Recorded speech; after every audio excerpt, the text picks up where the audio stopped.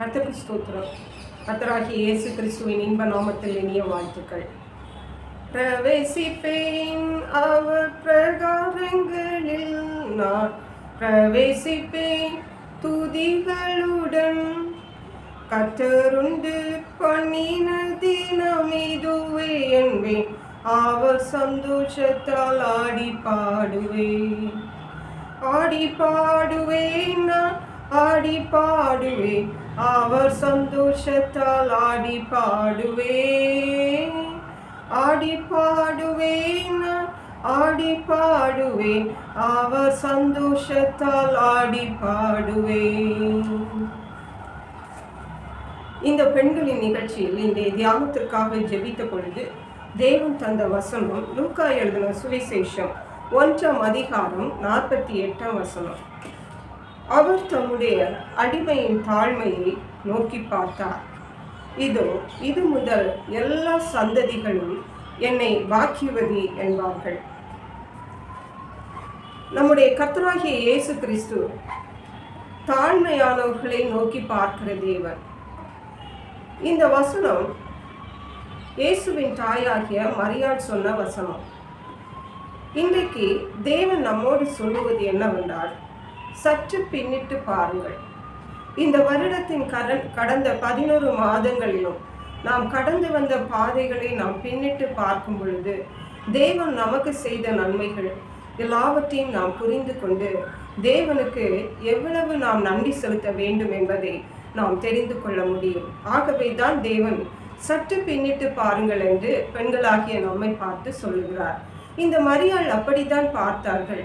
தன்னுடைய வாழ்க்கையிலே அவர்கள் எப்படி வாழ்ந்து வந்தார்கள் என்ற அந்த நிலைமைகளை எல்லாம் வைத்து அவர்கள் சொல்லுகிறார்கள். அவர் தம்முடைய அடிமையின் தாழ்மையை நோக்கி பார்த்தார். ஹல்லேலூயா.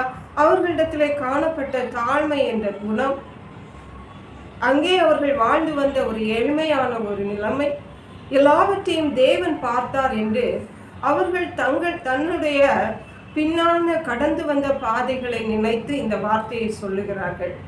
ஹல்லேலூயா. இதோ அதனால தேவன் அப்படி அவர்களுடைய தாழ்மையை நினைவு கொண்டதினால், இதோ இது முதல் எல்லா சந்ததிகளும் என்னை பாக்கியவதி என்பார்கள். ஹல்லேலூயா. தேவன் அவர்களுடைய தாழ்மையை நினைத்தருளினதினால் அவர்கள் எல்லா சந்ததிகளுக்கும் பாக்கியவதியாய் மாறிவிட்டார்கள். ஹல்லேலூயா. அருமையான தேவனுடைய பிள்ளைகளே, பெண்களாகிய நாமும் கூட இன்றைக்கு நம்முடைய வாழ்க்கையிலே கடந்த 11 மாதங்கள் அளவும் தேவன் நமக்கு பாராட்டின கிருபைகள், நம்முடைய வாழ்க்கையிலே நாம் கடந்து வந்த பாதைகள் எல்லாவற்றையும் பார்க்கும் பொழுது ஒரு தாழ்மையான ஒரு நிலைமை, ஒரு தாழ்மையான ஒரு குணம் நம்மிடத்திலே காணப்படும்படியாக தேவன் கிருபை செய்தார். ஒரு தாழ்மையான நிலைமையிலும் நாம் தேவனுக்கு உகந்தவர்களாய் இம்மட்டும் தேவன் நிலைநிறுத்தி இருக்கிறார். அதற்காக நாம் கர்த்தரை நன்றியோடு ஸ்தோத்தரிக்க வேண்டும். மட்டுமல்ல, அநேக சவால்கள், சோதனைகள் எல்லாவற்றிலும் நாம் தேவனுடைய கிருபை நம்மை தாங்கினது. ஒருவேளை யார் வீட்டிலாவது நாம் அருமையானவர்களை கூட இழந்திருக்கலாம். அப்படிப்பட்ட ஒரு தாழ்மையான நிலைமையில் கூட தேவனுடைய கிருபை நம்மை தாங்கினது. ஆகவே நாம் தேவனுக்கு நாம் நன்றி செலுத்துகிறவர்களாய் காணப்பட வேண்டும். அதை தான் தேவன் இன்றைக்கு நம்மில் எதிர்பார்க்கிறார். ஹல்லேலூயா. பரிசுத்த வேதாகமம் நமக்கு சொல்லுகிறது, நன்றி அறிதல் உள்ளவர்களாயும் இருங்கள் என்று. நாம் பிற மனிதர்கள் நமக்கு செய்த நன்மைகளுக்கு நாம் நன்றி செலுத்துகிறோம். ஏதோ ஒரு விதத்தில் நாம் நன்றி உள்ளவர்களாய் இருக்கிறோம். தேவன் நமக்கு செய்த நன்மைகள் நாம் அறிந்தும் அறியாமலும் எத்தனை நன்மைகள் தேவன் நமக்கும் நம் குடும்பங்களுக்கும் நமக்கு அருமையானவர்களுக்கும் நம்முடைய ஊழியர்களுக்கும் எல்லாவற்றுக்கும் தேவன் செய்கிறாரே, அவைகளை நாம் ஒருபோதும் மறந்து போகக்கூடாது. நாம் எப்பொழுதும் தேவனுக்கு நன்றி அறிதல் உள்ளவர்களாக இருக்க வேண்டும். அப்படியே மனிதர்களுக்கும் நாம் நன்றி அறிதல் உள்ளவர்களாக காணப்பட வேண்டும். சங்கீதங்களின் புஸ்தகம் 13ஆம் சங்கீதத்திலே சொல்லப்பட்டிருக்கிறது, கர்த்தர் எனக்கு நன்மை செய்தபடியால் அவரை பாடுவேன் என்று. ஹல்லேலூயா. தேவனுக்கு எப்படி நம்முடைய நன்றியை தெரிவிக்கிறது? நாம் தேவனுக்கு பாடல்களை பாடலாம். தேவன் நமக்கு நன்மை செய்தபடியால் நான் பாடுவேன் என்று சொல்லி இந்த தாவீது ராஜாவை போல நாம் பாடல்களை தேவனுக்கு பாடலாம். இந்த சங்கீதங்களின் புஸ்தகம் மொத்தமும் இதெல்லாம் தாவீதுடைய பாடல்கள். தேவனுடைய அன்பையும் தேவனுடைய பிரஸ்தாபத்தையும் தேவனுடைய மகத்துவத்தையும் தேவன் தனக்கு செய்த நன்மைகளையும் விவரித்து தேவனை புகழ்ந்து பாடியிருக்கிறார். அது போன்றே பெண்களாகிய நாமும் கூட தேவன் நமக்கு செய்த நன்மைகளை நினைத்து நினைத்து நினைத்து நாம் கர்த்தரை பாடி மகிழ்வோம். தேவனும் நம்மில் மகிழ்ச்சியாயிருப்பார். 100ஆம் சங்கீதத்தில் வாசிக்கும் பொழுது 4ஆம் வசனம் சொல்லுகிறது, அவர் வாசல்களில் துதியோடும் அவர் பிரகாரங்களில் புகழ்ச்சியோடும் பிரவேசித்து அவரை துதித்து அவருடைய நாமத்தை ஸ்தோத்திரிங்கள் என்று. ஹல்லேலூயா. தேவனுடைய சபைக்கு வந்து நாம் தேவனை ஆராதிக்கும் பொழுது நாம் மகிழ்ச்சியோடு நன்றி நிறைந்த இருதயத்தோடு ஹல்லேலூயா அவருடைய வாசல்களில் துதியோடும் புகழ்ச்சியோடும் வந்து தேவனுடைய நாமத்தை ஸ்தோத்திரிக்கிறவர்களாய் காணப்பட வேண்டும்.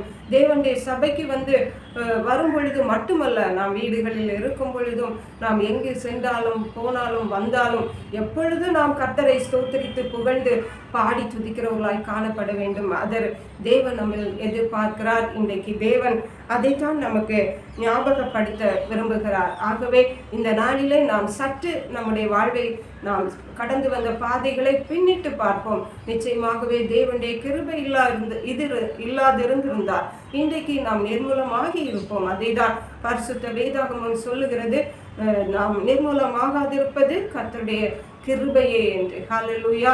மட்டுமல்ல, தாவீது ராஜா சொல்லுகிறார், என் கால்கள் சறுக்கிறது என்று சொல்லும் போது, இதோ கர்த்தாவே உங்கள் கிருபை என்னை தாங்குகிறது என்று. கர்த்தருடைய கிருபை அளவில்லாதது. இந்த கிருபைக்கு நாம் தேவனுக்கு நன்றி சொல்லுவோம். மட்டுமல்ல, தேவன் நம்முடைய வாழ்விலே கிருபை உள்ளவராய் மட்டுமல்ல, தேவன் நம்முடைய வாழ்விலே உண்மை உள்ளவராய் இருந்ததுனாலதான் இன்றைக்கு நாம் இந்த உலகத்திலே இப்படிப்பட்ட நிலைமையிலே நாம் காணப்படுகிறோம். ஆகவே அருமையான பெண்களாகிய நாம் இன்றைக்கு எதை குறித்தும் கடந்து போன வாழ்விலே என்ன நடந்ததை குறித்து நாம் சிந்தித்து சோர்ந்து போகாதபடிக்கு இயேசு கிறிஸ்துவை முன்னாக நிறுத்தி நாம் அவருக்கு நன்றி சொல்லி, துன்ப வேளைகளில் நம்மோடு கூட இருந்தார், இன்ப வேளைகளில் தேவன் நம்மோடு கூட இருந்தார். தேவன் தந்த ஆசீர்வாதங்களுக்காக, தேவன் நம்மை வழுவாதபடி காத்து கொண்டிருக்கிற அன்புக்காக, எல்லாவற்றிற்காகவும் இம்மையிலும் மறுமையிலும் தேவன் நமக்கு செய்து கொண்டிருக்கிற செய்ய போகிற நன்மைகளுக்காக கர்த்தருக்கு நன்றியோடு ஸ்தோத்தரிப்போம். கர்த்தரை பாடி துதிப்போம். அதற்கேற்ற கிருபைகளை தேவன் நமக்கு தந்தருளுவாராக. ஜெபிப்போம். எங்களை கிருபையை நேசித்து பாதுகாத்து வழி நடத்துகிற எங்கள் அன்பின் தகப்பனை, ஆசீர்வதிக்கப்பட்ட இந்த நல்ல பெண்களின் நிகழ்ச்சிக்காக நன்றியப்பா. இந்த நாளிலும் அப்பா நாங்கள் சற்று பின்னிட்டு பார்த்து எங்கள் தேவன் எங்களுக்கு செய்த நன்மைகளை நினைத்து கர்த்தருடைய கிருபைகளை பாடுகிறவர்களாக காணப்பட, கர்த்தருடைய நாமத்தை உயர்த்துகிறவர்களாய் காணப்பட எங்களுக்கு உதவி செய்யுங்க.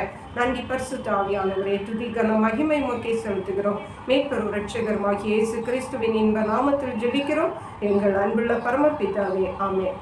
God bless you.